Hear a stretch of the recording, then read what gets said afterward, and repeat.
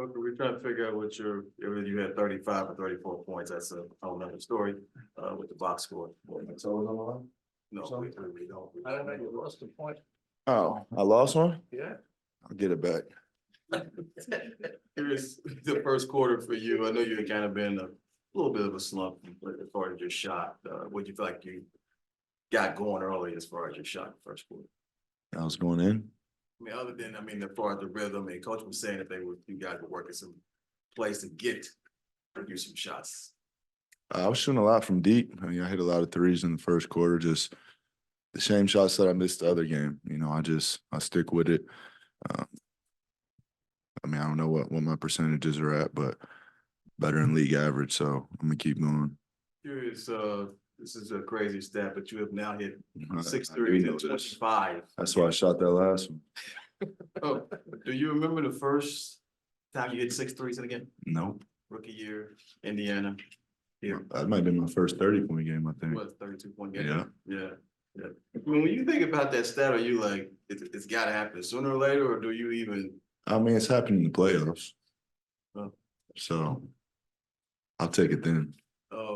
And then you and Cam, I know he's a young buck rookie, maybe take me through what was going on with you two. I started last game, same thing. Just competing, being extra physical. I mean, I like it. You know, I've been in these situations plenty of time before. So, you know, I was that same young player doing that same thing. I remember doing it to Jimmy Butler my rookie year, him going in post game after talking about me. Plenty of people. So, you know, you never want to back down. And, you know, I respect going at a top player, and you just got to be ready for it. I know you don't necessarily need an enforcer, but how nice was it for Nurkic to block him twice on the next possession? Yeah. Very important. You know, that's your team sticking together.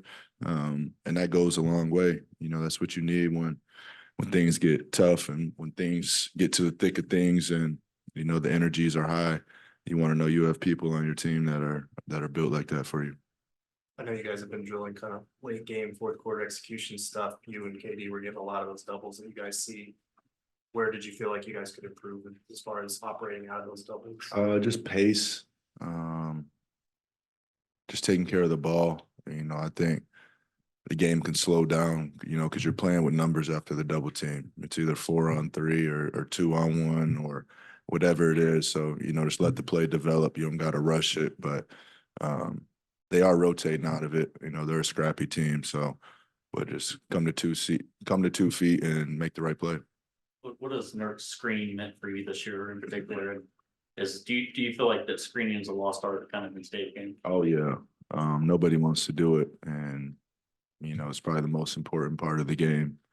I mean, that's what basketball is pick and roll right now and space out and try to play advantage basketball. So angles of screens are super important. And every great player that I've played with that has came through here always emphasized it. And we always said that, you know, it is a lost art. And, you know, I was blessed and fortunate enough to have Tyson Chandler my rookie year. And he was the best screener I've ever had. You know, debatable if they're legal or not, but he would definitely get a hit. And the other team would feel it. You know, you could hear him every time they get hit by Tyson. Devin, you guys are currently the 5th seed, 23 games remaining. How does your mindset and intensity shift when you go through this final stretch? I think they said we have the toughest schedule yet, and you know I think that's how it should be. You know, you want to play these games late in the season that you know teams that you might see, and you know already kind of get in the flow of ramping it up and just getting a taste of what the playoffs is going to feel like. So, looking forward to try to win every game we can, and you know obviously stay out the play-in and maybe move up a couple spots, and you know get home court advantage.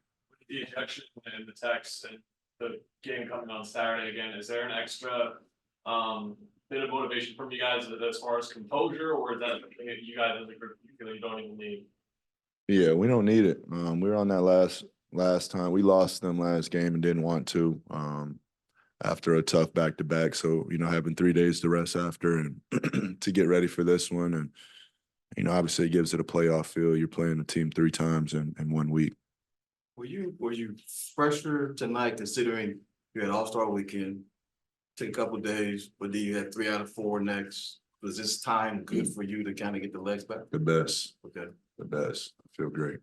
What do you think about Amari's number being retired tomorrow night? Saturday night, I'm excited. I'm looking forward to it. I've developed a relationship with Amari as soon as I got here, even though he was living on the East Coast, and you know, he's somebody that would keep in contact with me, even on random games that you think nobody's watching. And when we were getting our head beaten every night, he'd still text me like, "Keep going, youngin." And that means a lot. You know, I've always showed respect to the ones that came before me, and they've always returned that. So somebody that's much deserving for it. You know, he's a fan favorite in the Valley for obvious reasons, and you know, the team hasn't seen anything like him since. Was there ever a piece of advice that he gave you that really sticks with you? Just keep going. You know, just you know, it's those type of guys you have a lot of respect for. Any message from them, you know, does a great deal, especially when I'm 18, 19 years old. And, you know, they would come out here and we'd still lose the game. They hit me after and be like, you know, what are we doing? Let's go do dinner or something. So I see him with his son courtside. That was my first time meeting him. So, you know, it's dope for him to be honored in front of his family and friends. And like I said, it's much deserved.